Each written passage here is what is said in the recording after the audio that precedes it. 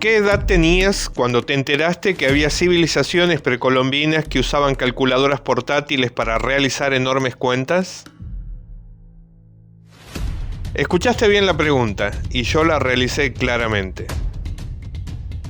Si es que has leído algo sobre los pueblos originarios de América, seguro se te ha ocurrido alguna respuesta y la vamos a repasar brevemente para ver si acertaste y para poder mostrarle estos artefactos a los que no los conocían. Para la época, y estamos hablando de varios siglos antes de Cristo, estos dispositivos eran verdaderas computadoras portátiles porque no solo les permitían contar, sino realizar complejas operaciones de números en ocasiones de enormes cifras. Los usuarios de estos mecanismos podían sumar, multiplicar, dividir y restar con ellos, además de dejar registrados los resultados. Estas máquinas rudimentarias les permitían llevar a cabo los censos, cobrar los impuestos, predecir eclipses y llevar el calendario con una exactitud pasmosa. Vamos a empezar con el más antiguo de todos estos artefactos. Vamos a empezar con los quipus. En el canal de Crónicas Prohibidas de América subimos un capítulo sobre Caral, la que quizás sea hasta la fecha la civilización más antigua del continente americano. Una cultura de las que se han encontrado hasta ahora 18 ciudades. Y en su capital, Caral, la ciudad sagrada, se encontraron quipus en el templo central y murales con pinturas sobre estos dispositivos de registro. Con lo que estaríamos en condiciones de decir que posiblemente los quipus tienen por lo menos una antigüedad cercana a los 5000 años. El quipu, palabra en quechua que significa nudo, es un instrumento para representar los números. Pero el quipu era más que un sistema de escritura numérica, era un instrumento para registrar información como datos estadísticos relacionados con los datos de censo, la contabilidad tributaria, registros económicos y de producción, e informaciones numéricas similares a las relacionadas con los gobiernos de gran parte de las culturas pre-incas que luego se le heredaron al imperio incaico, que permitía conservar de forma duradera dichas informaciones numéricas. ¿Cuán duradera? Pues hay quipus con 5000 años. El quipus de Caral fue datado como procedente del 2500 a.C. De modo que se han conservado, pero por ahora para nosotros su información está encriptada. Lamentablemente los quipus encontrados no han podido ser decodificados. Entonces, ¿cómo es que sabemos para qué sirven y qué contenían? A la llegada de los conquistadores al imperio inca, la secta de los Quipu Camayocs, los escribas y amautas que llevaban los registros en estos instrumentos y enseñaban a la siguiente generación de escribas, estuvieron en estrecho contacto con los historiadores y cronistas de la corte española y de los jesuitas, además de las crónicas escritas por los documentalistas originarios como Garcilaso de la Vega o Guamán Poma. Y todos ellos relataron sobre la utilidad de estos instrumentos, los vieron en uso, pero los Quipu Camayocs no compartieron los códigos para su lectura. Antes de la llegada de los españoles, estos amautas manejaban como un misterio el código de escritura de los quipus, y solo los iniciados recibían estos códigos bajo juramento de secreto. Esto no evitó que en el pueblo también se desarrollara un código paralelo, que siguió, según se sabe, hasta nuestros días. Pero lamentablemente este lenguaje del pueblo no nos sirve para decodificar los quipus encontrados, que fueron codificados por los amautas de la corte.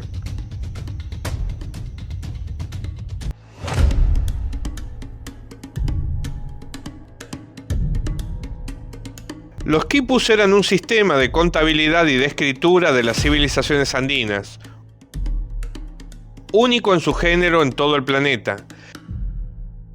No hay otra civilización en el mundo que haya desarrollado un método de escritura portátil que no utilice rasgos escritos, sino nudos. Porque a diferencia de los otros ingeniosos sistemas que vamos a ver hoy, el quipus es el único de ellos que, además de calcular, contar y registrar números y balances, también tenía un código de escritura. Por lo que estos quipus se dividían en quipus numéricos y narrativos. De modo que hay un mundo de cosas por descubrir registradas en estos instrumentos. Genealogías, batallas, fenómenos climáticos y los años en los que ocurrieron. Los incas documentaban todo lo que sucedía en su amplio imperio. Pasamos ya a otro tipo de artefacto que deslumbró a los españoles. El cronista José de Acosta, contemporáneo de la conquista española en el Cusco, menciona a este dispositivo en su texto Historia Natural y Moral de las Indias y lo nombra como un quipus que funcionaba con granos de maíz. El relato que hace en sus escritos dice más o menos así: se ve entre ellos otra suerte de quipus que usan con granos de maíz.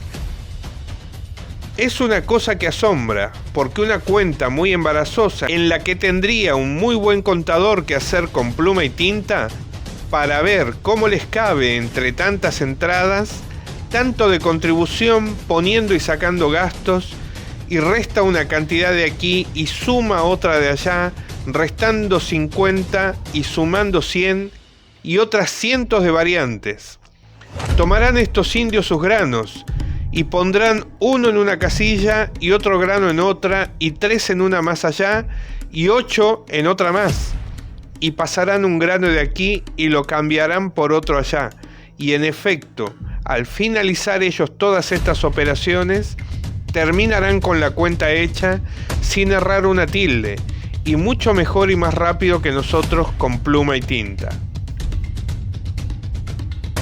Y con mucha autoridad saben qué hay que pagar y qué hay que cobrar. Si esto no es ingenio, y si estos hombres son bestias, júzguelo quien quisiere, que lo que yo juzgo de cierto es que en aquello que se aplican nos llevan grandes ventajas.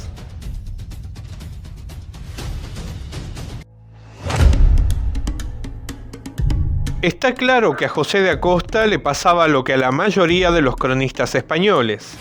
Terminaban cautivados por el ingenio y el adelanto de una civilización avanzada que sus señores seguían llamando como salvajes e incivilizados. Este cronista jesuita, don José de Acosta, nos describe las destrezas con la cual los originarios realizaban sus operaciones aritméticas, con este instrumento de contabilidad inca, el quipu de granos de maíz, que hoy se conoce con el nombre de yupana. Esta palabra procede del término quechua yupay, que significa contar. Sin embargo, en el texto de José de Acosta no se describe cómo era ese dispositivo para realizar operaciones aritméticas, ni cómo funcionaba. Las que pueden verse hoy en día están basadas en relatos escritos, en relatos orales y algunos descubrimientos arqueológicos. Otro tanto pasa en el texto de Comentarios Reales de los Incas, editado en 1609, del escritor e historiador Gómez Suárez de Figueroa, apodado el Inca Garcilaso de la Vega, que también se maravilla con el manejo que tenían de este aparato al decir que hacían las cuentas con piedrezuelas y las sacaban tan exactas y verdaderas. En dicho texto también menciona que los nativos sabían mucho de geometría y aritmética. En algunos otros libros de la época aparecen descripciones de la yupana. La primera es La historia del reino de Quito y crónica de la provincia de la Compañía, del sacerdote jesuita Juan de Velasco, quien se refiere a ciertos archivos o depósitos de madera, de piedra o de barro, con diversas separaciones en las cuales se colocaban piedrecillas de distintos tamaños, colores y figuras. Se correspondería con una serie de artefactos encontrados en excavaciones arqueológicas, como el que aparecen en esta imagen.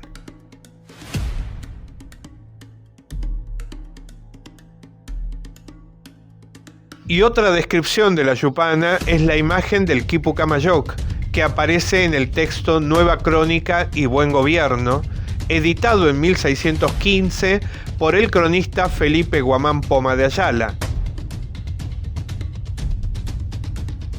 En una de las ilustraciones del libro se ve a un Quipu Camayoc dibujado junto a los dos instrumentos matemáticos incas, el quipu y la yupana.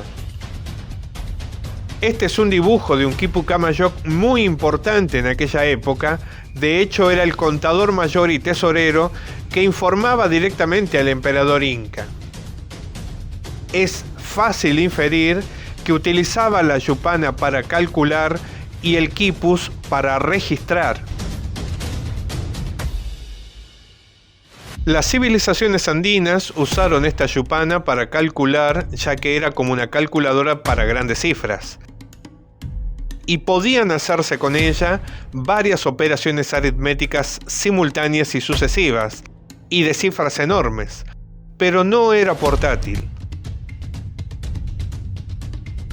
Si recuerdas cómo empezamos este capítulo, te pregunté, ¿qué edad tenías cuando te enteraste que habían civilizaciones precolombinas que utilizaban calculadoras portátiles para realizar enormes cuentas? Entonces nos queda un tercer instrumento del que no hemos hablado y era portátil, tanto que lo llevaban adosado en su cuerpo. Esta escena podría parecerte futurista, pero esta imagen del 2000 después de Cristo tiene muy pocas diferencias con esta imagen del 2000 antes de Cristo. El Nepohualtzin es una computadora prehispánica cuya concepción engloba no solo el cálculo matemático, sino también interpretaciones filosóficas, astronómicas y biológicas. El Nepohualtzin es una herramienta fascinante, originaria de las culturas mesoamericanas, y esta especie de ábaco no solo servía para realizar cálculos matemáticos, sino que también tenía aplicaciones en la astronomía, la filosofía y la biología. Este instrumento permitía realizar operaciones aritméticas complejas de manera rápida y precisa, lo cual era vital para el desarrollo de la agricultura, la arquitectura y otras áreas. Lo increíble es que el Nepohualtzin no se limitaba a los cálculos numéricos.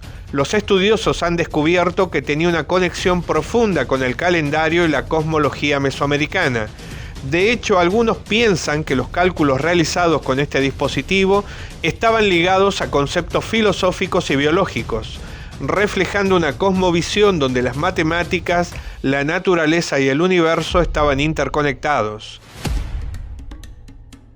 Su uso era enseñado en el Calmenac, que era la escuela donde se formaban los sacerdotes matemáticos, médicos y líderes. Entre ellos también estaban los Temalpouque, que serían los futuros sacerdotes especializados en la elaboración de calendarios y la interpretación de los días, quienes usaban el Nepohualtzin para sus cálculos astrológicos y calendáricos, y que desde niños se dedicaban a llevar las cuentas de los cielos.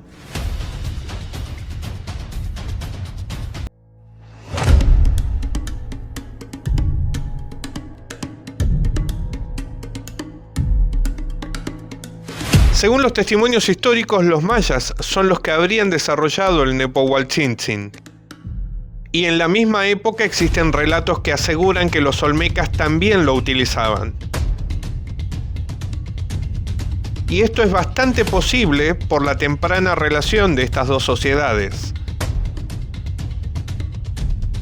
y los aztecas terminaron heredándolo de los olmecas.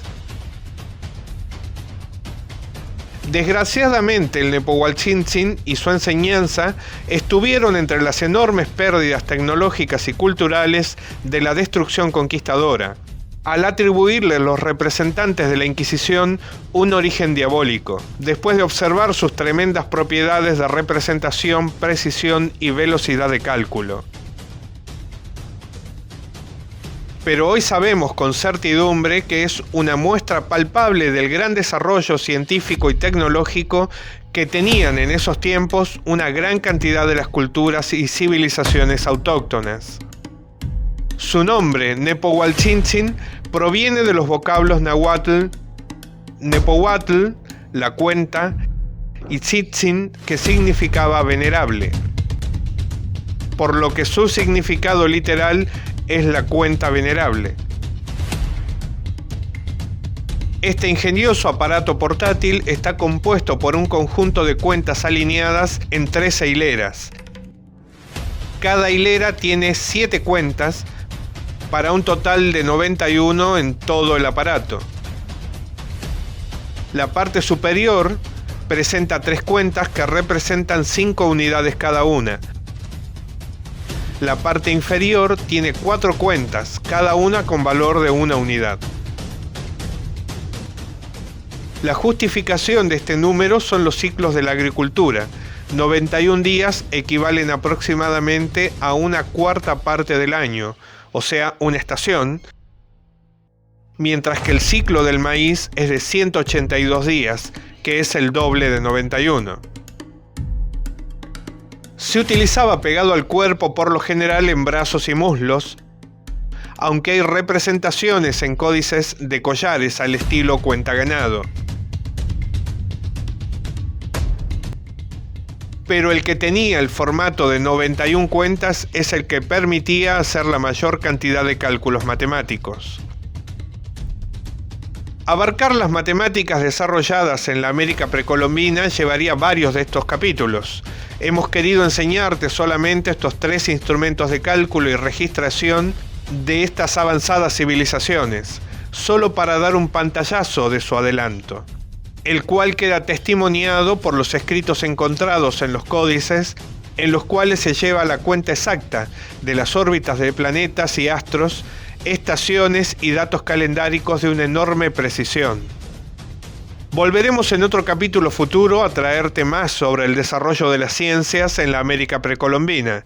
Nos despedimos hasta dentro de unos días. No te olvides suscribirte y compartir el capítulo, dejanos un comentario y nos estamos viendo en un par de días para contarte estas cosas que seguramente no te enseñaron en la escuela.